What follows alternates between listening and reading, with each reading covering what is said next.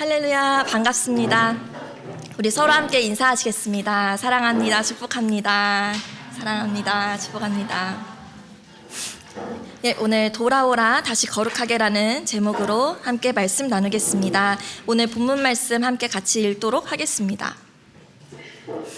이 일 후에 방백들이 내게 나와 이르되 이스라엘 백성과 제사장들과 레위 사람들이 이 땅 백성들에게서 떠나지 아니하고 가나안 사람들과 헷 사람들과 브리스 사람들과 여부스 사람들과 암몬 사람들과 모압 사람들과 애굽 사람들과 아모리 사람들의 가증한 일을 행하여 그들의 딸을 맞이하여 아내와 며느리로 삼아 거룩한 자손이 그 지방 사람들과 서로 섞이게 하는데 방백들과 고관들이 이 죄에 더욱 으뜸이 되었다 하는지라. 내가 이 일을 듣고 속옷과 겉옷을 찢고 머리털과 수염을 뜯으며 기가 막혀 앉으니 에스라가 하나님의 성전 앞에 엎드려 울며 기도하여 죄를 자복할 때에 많은 백성이 크게 통곡하매 이스라엘 중에서 백성의 남녀와 어린아이의 큰 무리가 그 앞에 모인지라. 엘람 자손 중 여히엘의 아들 스가냐가 에스라에게 이르되 우리가 우리 하나님께 범죄하여 이 땅 이방 여자를 맞이하여 아내로 삼았으나 이스라엘에게 아직도 소망이 있나니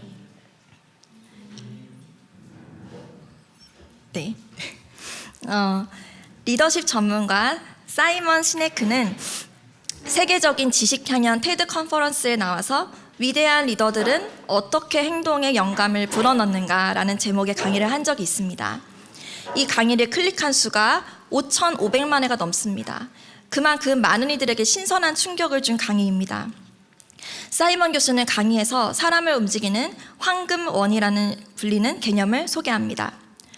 세 개의 원이 이렇게 있는데 가장 겉으로는 드러나는 것이 무엇, what이고 그 다음이 어떻게, how, 그리고 가장 깊은 곳에 있는 것이 왜, why입니다. 일반적으로 제품을 마케팅할 때는 what으로부터 시작해서 how로 그리고 why로 파고든다고 합니다. 예를 들어서 스마트폰 마케팅을 생각해 봅시다. 그럼 이 핸드폰은 저장 용량이 얼마나 되고 카메라가 몇 개나 달렸고 화소수는 얼마나 되고 방수 기능은 어디까지 되는지 등등을 열거합니다. 그리고 이런 놀라운 기능들을 담아 이런 가격에 만들었다고 알려줍니다. 여기까지가 이제 what에 해당합니다. 이를 바탕으로 how를 설명합니다. 이 제품으로 생활에 어떻게 활용하는가 설명합니다. 여행 때, 공부할 때, 음악을 듣거나 동영상을 볼 때 이렇게 유용하고 쓸모가 많다고 홍보합니다. 그러니 결론적으로 이런 놀라운 기능들을 이런 용도로 활용하고 싶다면 꼭 사라고 홍보합니다. 비로소 사야 할 이유를 제시한 것입니다. 이것이 why입니다. 여기서 why는 그렇게 해야 하는 합당한 믿음, 신념 체계를 제공합니다. 그러나 이 시네크 교수는 명품을 제작하는 회사는 제품을 다른 방식으로 접근해서 홍보한다고 소개합니다. 대표적인 회사가 애플입니다. 이들이 제품을 홍보하는 방식을 봅시다. 우리가 하는 모든 것들은 우리가 기존의 상태에 도전하는 것이라 믿습니다. 우리는 다르게 생각한다는 것을 믿습니다. 기존의 상태에 도전하는 우리의 방식은 제품을 지금보다 더 아름답게 디자인하고 훨씬 더 간단히 사용할 수 있고 더욱 편리하게 만드는 것입니다. 그리고 이어서 말합니다. 그 결과로 우리는 이런 제품을 만들었습니다. 이 제품의 사양은 이렇습니다. 이 제품을 소개합니다. 구입하고 싶으신가요? 이렇게 해서 대박이 났죠. 애플의 접근 방식은 이유, why로부터 시작해서 방법, how로 갔다가 그 다음에 무엇으로, what으로 나아갑니다. 이로부터 알 수 있는 것이 무엇입니까? 우리의 행위는 핵심 신념과 이유로부터 나온다는 것입니다. 이는 성도의 신앙과 행위에 대한 중요한 점을 시사합니다. 그것은 성도의 행위는 행위 이전에 그가 갖고 있는 성도로서의 정체성과 믿음에서 나온다는 것입니다. 분명한 성도의 정체성을 갖고 있다면 그 정체성에 합당한 행위가 나올 것입니다. 따라서 성도답지 못한 행위가 나온다면 행위 이전에 그의 핵심적인 정체성과 믿음 체계를 점검해야 합니다. 나의 행위는 나의 정체성에 대해 무엇을 말하고 있는지 생각해 보아야 합니다. 오늘 함께 읽은 본문에서는 성도답지 못한 행동을 한 이스라엘 백성의 모습이 등장합니다. 우리 지난주에 함께 에스라 8장에 대해서 나눴죠. 무사히 2차 기한을 마치고 한 4개월 정도의 시간이 흘렀다고 해요. 오늘 본문인 9장에서는 이스라엘의 심각한 문제가 등장합니다. 에스라 9장 1절부터 2절까지 함께 다시 읽겠습니다. 이일 후에 방백들이 내게 나와 이르되 이스라엘 백성과 제사장들과 레위 사람들이 이 땅 백성들에게서 떠나지 아니하고 가나안 사람들과 헷 사람들과 브리스 사람들과 여부수 사람들과 암몬 사람들과 모압 사람들과 애굽 사람들과 아모리 사람들의 가증한 일을 행하여 그들의 딸을 맞이하여 아내와 며느리로 삼아 거룩한 자손이 그 지방 사람들과 서로 섞이게 하는데 방백들과 고관들이 이 죄에 더욱 으뜸이 되었다 하는지라. 이스라엘 사람들이 수많은 이방 사람들과 가증한 일을 행하여 통혼을 했다는 이야기입니다. 이방 아내들을 맞은 것입니다. 요새는 국제결혼도 많이 하기 때문에 외국인과 결혼하는 것이 크게 문제되지 않습니다. 그럼 이때는 외국인과의 결혼이 금지된 것일까요? 이스라엘 사람들에게 이방 여인과의 결혼은 단순히 국제결혼을 하는 것 이상의 의미를 가졌습니다. 이방 여인과의 결혼은 곧 하나님을 믿는 신앙이 흔들리고 우상이 이스라엘 안으로 들어온다는 의미였습니다. 단순히 이방인이라서 문제가 되는 것이 아니라 그 결혼 때문에 우상이 들어오고 이스라엘의 정체성이 흔들리기 때문에 문제가 되는 것입니다. 이스라엘 사람들이 이스라엘 사람답게 살지 못하게 하는 것, 이것이 문제입니다. 성경에는 이방 여인과 결혼한 좋은 예도 많이 있습니다. 룻도 있고 라합도 있습니다. 중요한 것은 이들의 신앙을 지키고 이어갈 수 있느냐입니다. 그러면 이스라엘 사람들은 어떤 사람들이었기에 이렇게 이방 여인과의 결혼을 함부로 해서는 안 되는 것일까요? 이스라엘 사람들, 지금으로 말하면 예수님을 믿는 성도죠. 이들의 정체성이 무엇인지 알아야 합니다. 이스라엘 사람들은 하나님이 택한 백성이라고 성경은 말합니다. 우리 신명기 7장 6절 말씀 함께 읽도록 하겠습니다. 너는 여호와 내 하나님의 성민이라. 내 하나님 여호와께서 지상 만민 중에서 너를 자기 기업의 백성으로 택하셨나니. 아멘. 하나님이 이스라엘을 선택하셨대요. 근데 여러 민족 중에서 이스라엘만 특별히 아끼고 사랑해 주려고 선택하신 것은 아닙니다. 하나님은 이스라엘 민족의 시작인 아브람을 부르실 때 이렇게 약속하셨습니다. 창세기 12장 2절부터 3절 말씀입니다. 내가 너로 큰 민족을 이루고 내게 복을 주어 내 이름을 창대하게 하리니 너는 복이 될지라. 너를 축복하는 자에게는 내가 복을 내리고 너를 저주하는 자에게는 내가 저주하리니 땅의 모든 족속이 너로 말미암아 복을 얻을 것이라 하신지라. 아브람은 복이 될 것이고 땅의 모든 족속이 그 사람으로 말미암아 그 후손으로 말미암아 복을 얻을 것이라 하셨습니다. 온 세상을 축복하기 위한 통로로서 선택받은 민족이었습니다. 결국 아브라함의 후손으로 예수님이 오셔서 우리 모두가 구원을 받는 축복을 누리게 되었죠. 그렇게 이스라엘 사람들은 하나님의 목적을 가지고 살아가는 그 정체성을 잘 지키고 유지하는 것이 중요했습니다. 하나님 말씀대로 사는 민족이라고 하나님과 언약을 세운 사람들이었습니다. 그런데 아까 함께 읽었던 본문 말씀에서 이방 백성들에게서 떠나지 아니하고 라는 표현이 나옵니다. 여기서 이 떠나다라는 표현은 히브리어로 바달이라는 단어입니다. 나누다, 분리하다, 구별되다 라는 뜻입니다. 역대상 23장 13절에서는 아론이 거룩하게 구별되어 제사장이 되었다 할 때 이 단어를 쓰고, 레위기 20장 26절에서는 하나님이 이스라엘에게 만민 중에 너희를 구별하였다 라고 표현하실 때 이 단어를 씁니다. 이스라엘 사람들은 하나님이 선택하셔서 특별히 구별된 사람들입니다.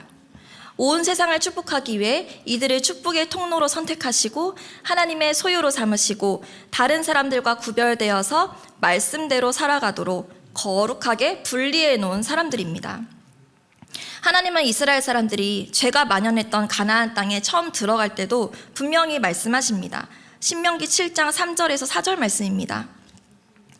또 그들과 혼인하지도 말지니 내 딸을 그들의 아들에게 주지 말 것이요 그들의 딸도 내 며느리로 삼지 말 것은 그가 내 아들을 유혹하여 그가 여호와를 떠나고 다른 신들을 섬기게 하므로 여호와께서 너희에게 진노하사 갑자기 너희를 멸하실 것임이니라.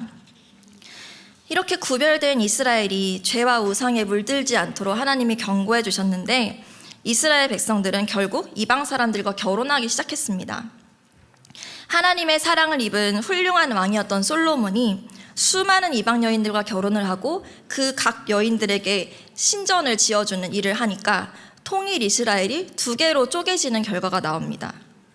이스라엘 왕이었던 아합도 이방 여인 이세벨과 결혼하여서 온갖 우상 숭배와 악한 죄가 이스라엘에 가득하게 되었습니다. 부름받은 정체성으로 살아가지 못하고 죄악을 더해가자 하나님은 결국 이스라엘과 유다를 멸망시키시고 바벨론에 70년간 포로로 끌려가게 하셨던 것입니다. 그런데 그 죄를 이스라엘 사람들이 또 짓고 만 것입니다. 오늘 본문에서는 이방 백성들에서 구별되지 못했다라고 말을 합니다.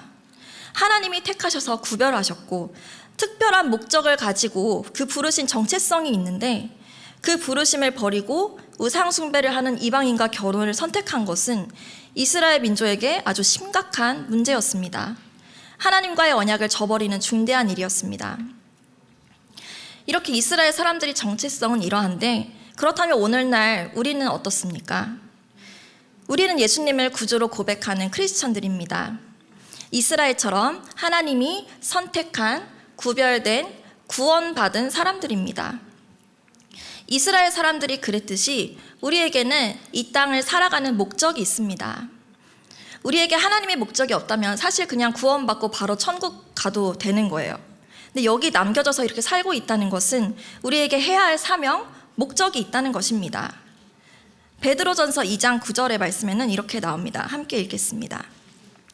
그러나 너희는 택하신 족속이요 왕같은 제사장들이요 거룩한 나라요 그의 소유가 된 백성이니 이는 너희를 어두운 데서 불러내어 그의 기이한 빛에 들어가게 하시니에 아름다운 덕을 선포하게 하려 하심이라. 우리 각 사람은 하나님이 택하셔서 구별된 사람들입니다.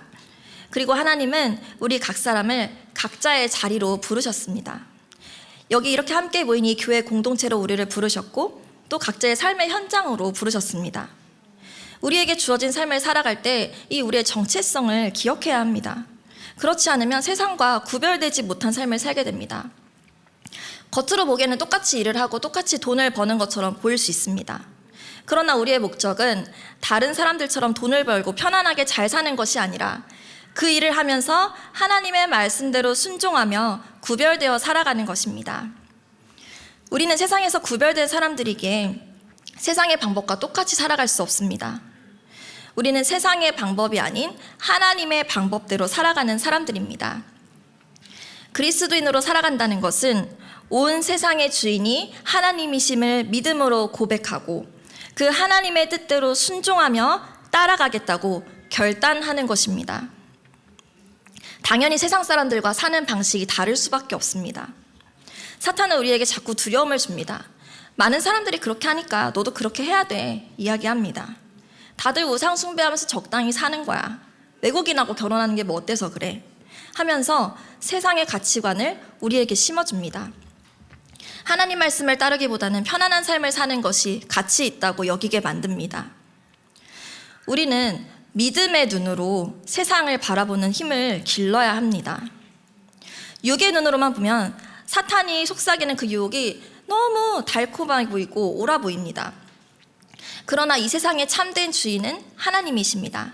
사탄은 이 세상의 주인이 아닙니다. 이 세계는 참된 주인 대신 하나님의 원리가 작동되고 있습니다.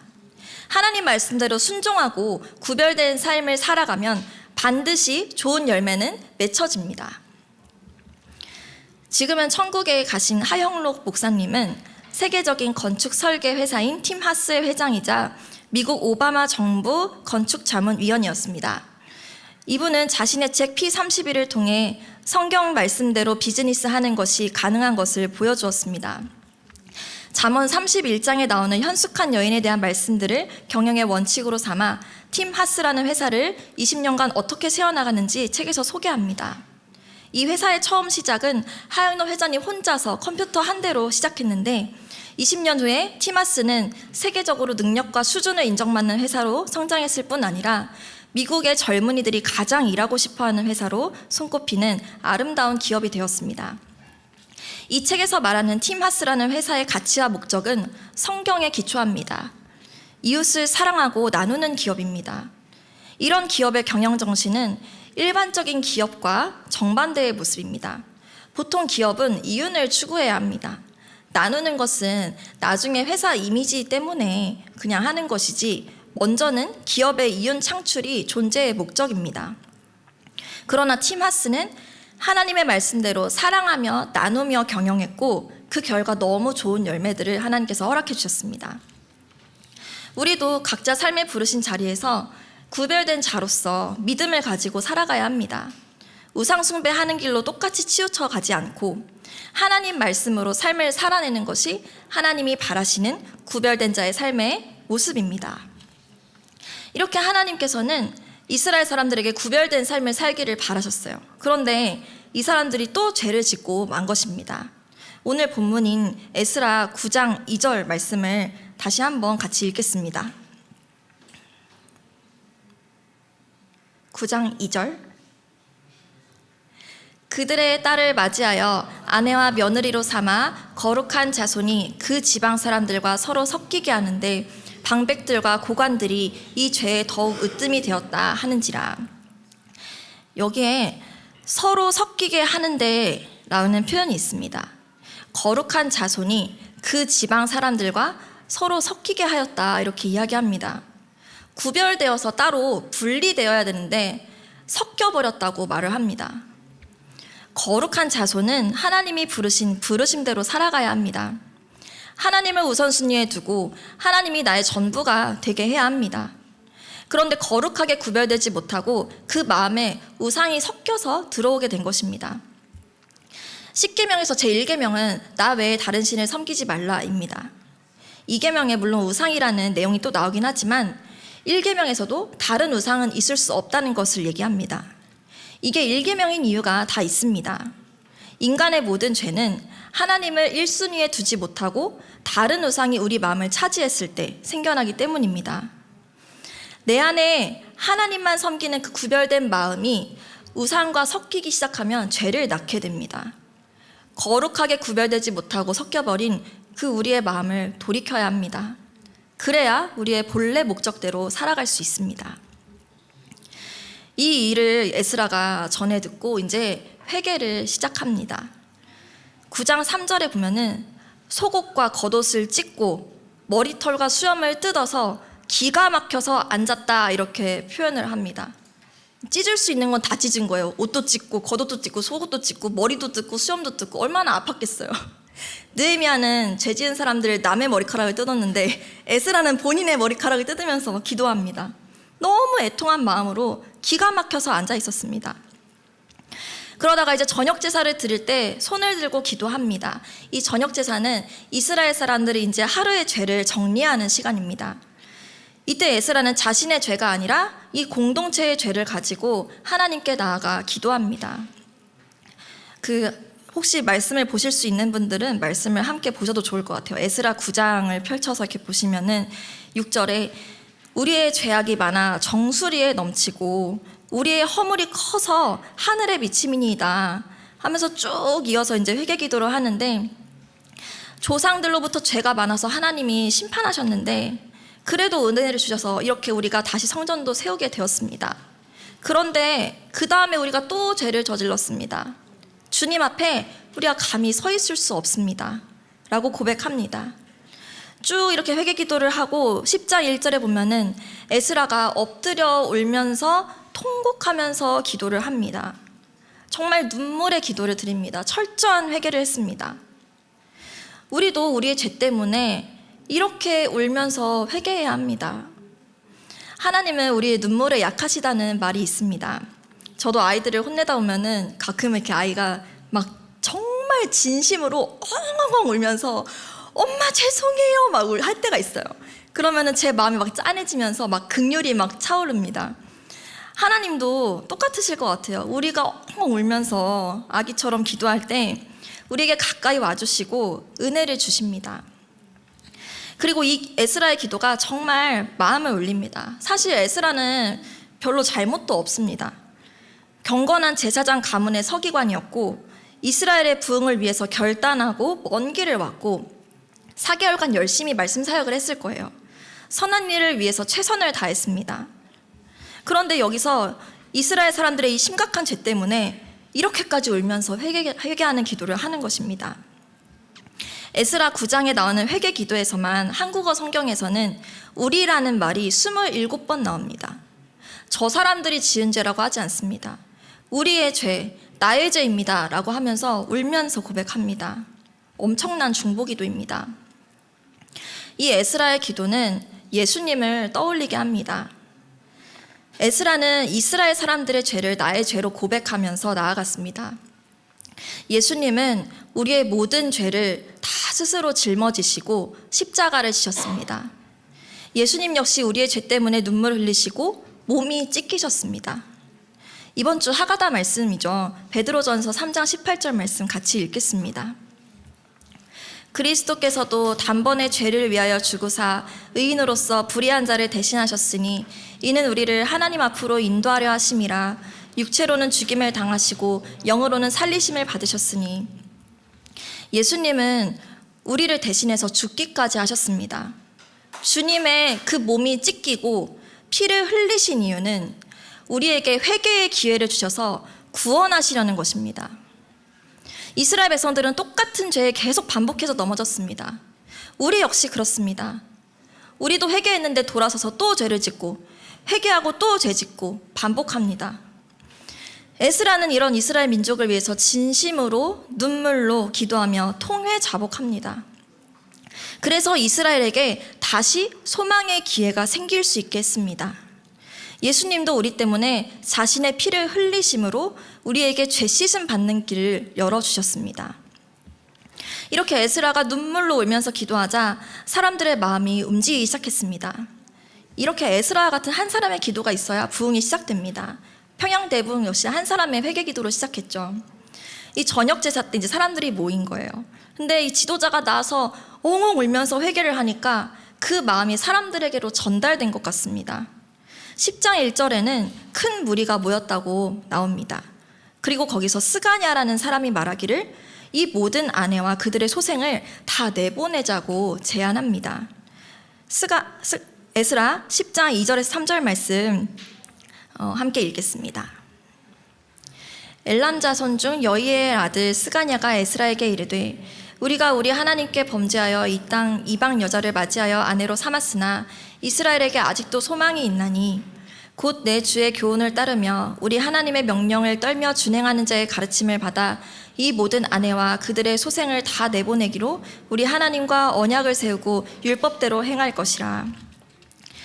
섞여 있던 것을 다시 떼어내서 분리하는 것입니다. 이처럼 회개에는 구체적인 적용이 있어야 합니다. 눈물 흘리며 통곡했다고 회개가 다 끝난 것이 아닙니다. 회개는 다시 구별하는 것입니다. 나의 부르신 그 원래의 자리에 돌아가는 것입니다.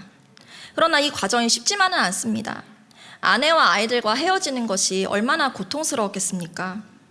우리도 내 안에 섞여있던 우상을 제거하고 나의 구별된 그 부르심의 자리에 돌아가는 것이 고통스러울 수 있습니다.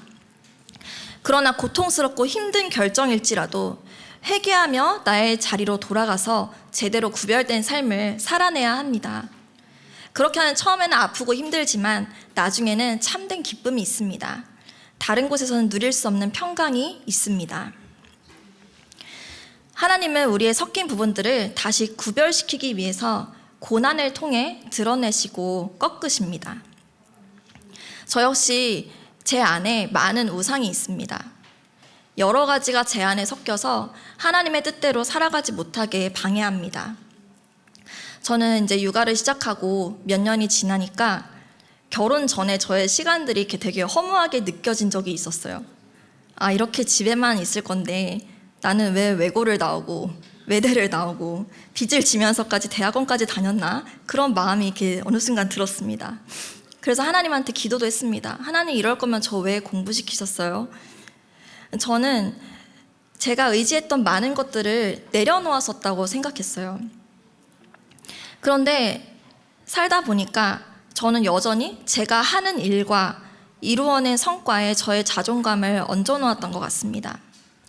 반복적이고 단순하고 바로 눈에 큰 변화가 일어나지 않는 그 육아의 현장에서 말도 잘 통하지 않는 아이와 하루 종일 붙어 있는 것이 참 쉽지 않았습니다. 그리고 이제 애들을 키우는데 아무리 막 열심히 먹이고 키워도 아이가 계속 약하고 아프고 성장이 더디니까 저의 노력이 굉장히 아무 쓸모없이 느껴졌습니다. 그동안에 제가 의지했던 저의 지식들도 사라지고 아기 낳고 나니까 건강도 전과 같지 않고 저의 지혜도 사라지고 믿음도 사라지고 노력한 대로 결과가 나오지도 않고 정말 제가 의지했던 모든 것들이 다 사라지게 하셨습니다. 하다 이제 남편까지 가져가셔서 평일에는 이제 혼자 남게 되었습니다. 그리고 이제 아이와 이렇게 지내다 보니까 저의 그 인간적인 진면모가 드러나기 시작했습니다. 우리의 우상은 우리의 감정이 극에 달했을 때 잘 드러난다고 합니다. 저 역시 수없이 분노하고 우울했었는데 그 반복되는 과정 중에서 무엇이 나를 이렇게 만드는가 생각하게 됐고 내가 무엇에 약한가, 내가 무엇을 하나님보다 더 중요하게 여기는가 생각하게 되었습니다. 내가 이런 것을 우상으로 끼고 살았었구나, 내가 이렇게 연약하구나 라고 깨달으면서도 저는 계속 죄에 넘어졌습니다.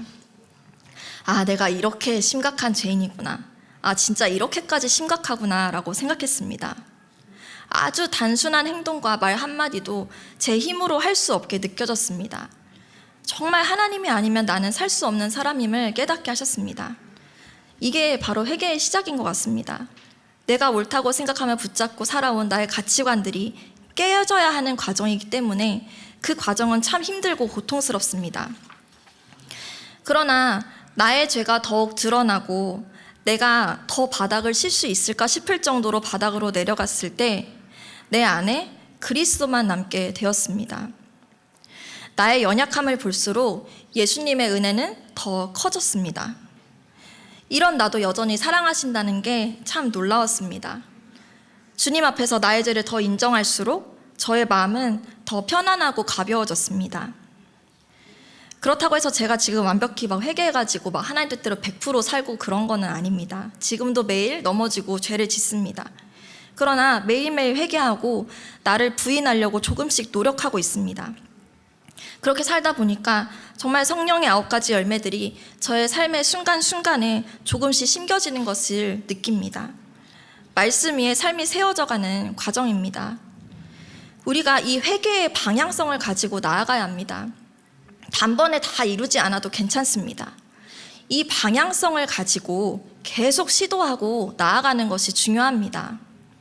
삶에서 주님이 고난으로 나를 깎아내리실 때 그 깎으심에 나를 내어드리고 내 속에 뿌리 있게 섞여 있는 죄를 바라보고 인정하고 그 죄가 완전히 떨어져 나갈 때까지 계속 말씀 붙잡고 회개하며 예수님을 바라보며 나아가는 것입니다. 그러면 예수님이 우리 삶에 말씀대로 살아갈 수 있도록 역사해 주십니다. 오늘 본문의 10장 2절에 이스라엘에게 아직도 소망이 있나니 라는 말씀이 나옵니다. 우리에게 아직 소망이 있습니다. 이때는 구약시대이지만 지금 우리에게는 예수님이 있습니다. 우리가 어린아이처럼 엉엉 울고 다가서면 안아주시는 예수님이 계십니다. 우리가 주님 안에 거하고 있으면 주님이 우리 안에서 행하십니다. 우리의 죄를 보게 하시고 끊어낼 수 있게 도와주시고 말씀 위에 삶을 세워가도록 도와주십니다. 우리는 매일 말씀 붙잡고 나의 부르신 자리에서 나의 정체성을 지키면서 순종하려 애쓰면 됩니다. 그것이 주님이 기뻐하시는 구별된 자의 삶의 모습입니다. 이제 말씀을 마무리하겠습니다.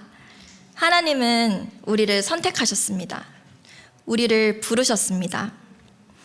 이스라엘을 선택하셨듯이 우리도 선택하시고 거룩히 구별하셨습니다. 이 믿음과 정체성을 분명히 해야 합니다. 하나님은 선하시고 하나님은 온 세상의 주인이시고 우리는 하나님 말씀 따라 순종하며 살아가는 사람들이다라는 이 정체성을 분명히 해야 합니다. 나를 부르신 삶의 자리에서 그 이방 여인을 맞이하는 세상적 방법을 따르는 것이 아니라 하나님의 방법대로 살아내야 합니다. 우리 안에 하나님이 아닌 다른 것들로 마음을 채우고 세상의 방법들과 섞여서 살아갔던 그 모습 또한 회개해야 합니다. 죄를 사랑하는 나의 마음을 내려놓아야 합니다. 하나님이 고난이라는 칼을 가지고 나의 삶을 수술하실 때 온전히 주님께 맡기며 수술대에 올라야 합니다. 우리 마음속에 우상이 아닌 예수님만 남으시도록 해야 합니다. 오늘 말씀에서는 에스라가 이스라엘 사람들의 죄를 뒤집어쓰고 하나님께 전심으로 회개 기도를 했습니다. 예수님은 우리의 죄를 보시고 너 또 넘어졌구나 하면서 멀리 서 계시는 분이 아닙니다. 그분은 나의 그 죄 때문에 몸을 찢으시고 피를 흘리셨습니다. 그 죄에서 이제는 자유하게 해주시려고 예수님은 나 대신 십자가에서 죽으셨습니다. 이 예수님을 우리가 마음에 모시고 다시 바라보고 사랑합시다. 나를 위해서 모든 것을 포기하신 분이 계시다는 것을 기억합시다. 주님이 오늘 우리를 부르십니다. 나와 함께 가자. 다시 거룩하게 돌아가자. 우리의 거룩한 정체성을 기억하고 말씀대로 순종하며 살아가기를 소망합니다. 우리 함께 말씀 가지고 기도하겠습니다.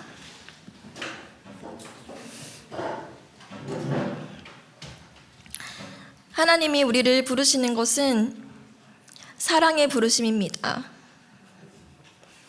우리를 힘들게 하려고 부르시는 것도 아니고, 우리에게 고통을 주려고 괴롭히시는 것도 아니고, 거룩하게 구별되어서 나의 사랑 안에서 마음껏 누리라고 부르시는 은혜의 사랑의 초청입니다.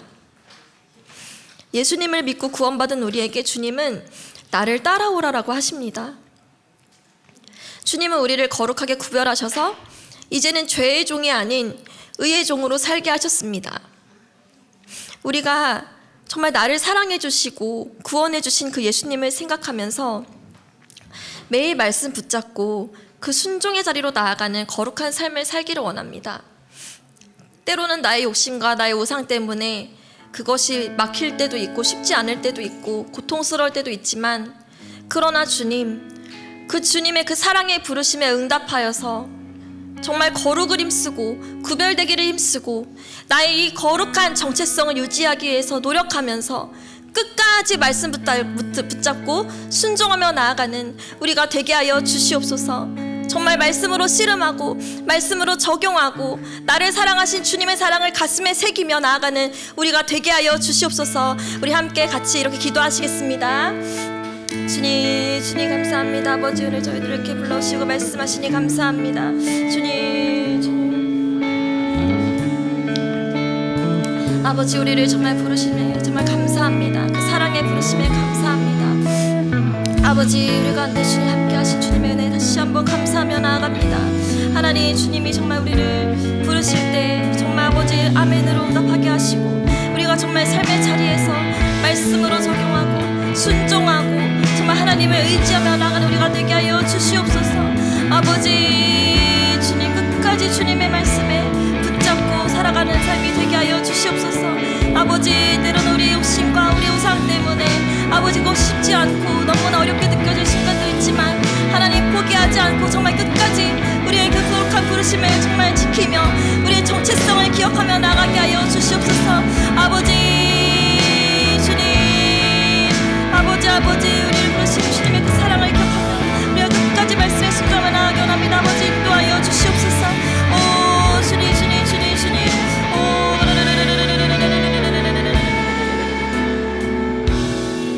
이 시간 우리가 다시 한번 기도하실 때는 우리 안에 정말 그 이스라엘 사람들이 죄를 저질렀던 것처럼 이방 여인들과 통혼하여서 섞여 있는 그런 나의 죄악들과 우상들을 회개하기 원합니다. 에스라가 정말 눈물로 통회자복하였습니다. 그것처럼 우리가 정말 우리의 이 죄를 가지고 하나님 앞에서 정말 낮은 마음으로 겸손한 마음으로 눈물로 기도하기를 원합니다. 이 죄악들이 때로는 달콤하고 정말 옳아 보일 때도 있지만, 이것은 우리를 하나님의 자녀답게 살지 못하게 하고 하나님의 축복을 온전히 누리지 못하게 하는 방해물입니다. 우리가 이것을 회개할 때 하나님이 주시는 그 온전한 은혜를 누릴 수 있는 그 은혜가 주어집니다.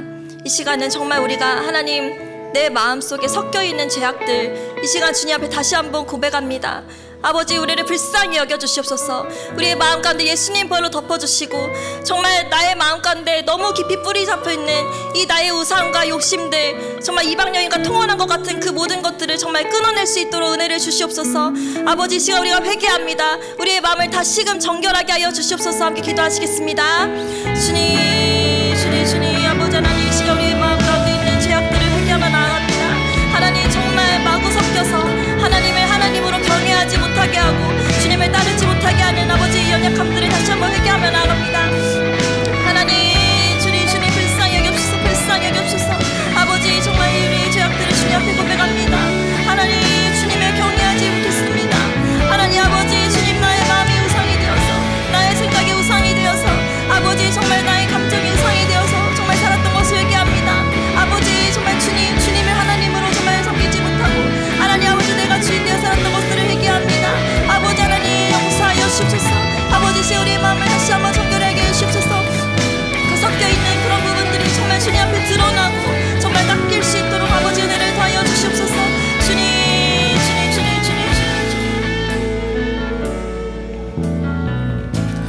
아무런 자도 나를 위해, 아무런 소망도 없는 나를 위해 사랑한다, 사랑한다, 사랑한다 말하시네. 이 낮은 날 위해 이제 나는 옛사람 아니요, 사망에서 건지신 주의 자녀이니, 그 한없는 주의 사랑 안에 기쁨으로 걸어가겠네.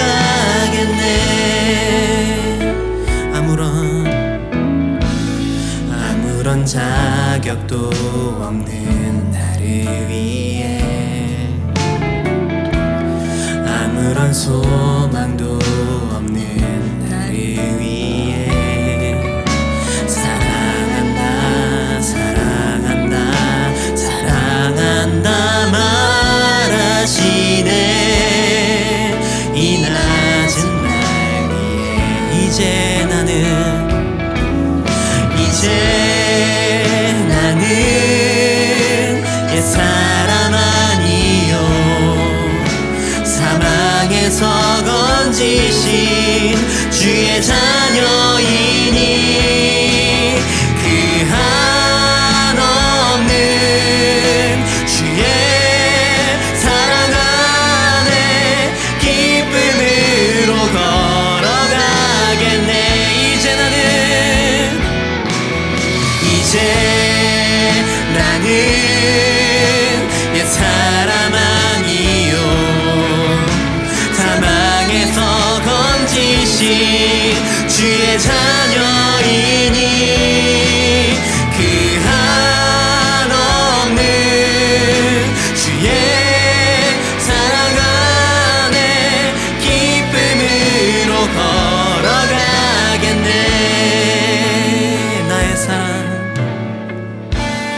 나의 사랑, 나의 어여쁜 자야,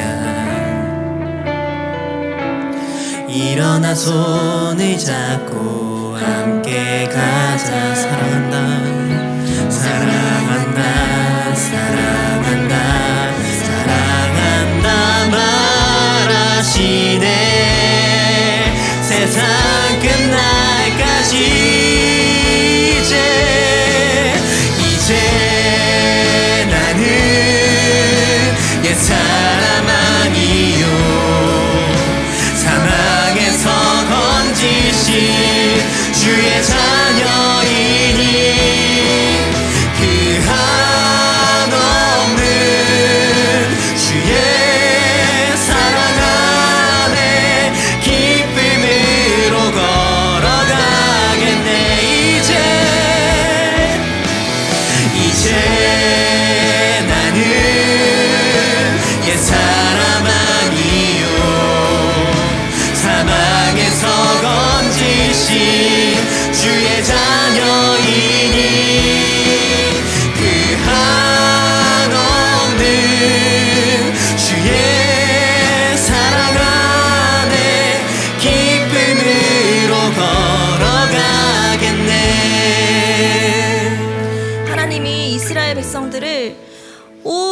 세상을 축복하시려고 거룩하게 구별하셨습니다.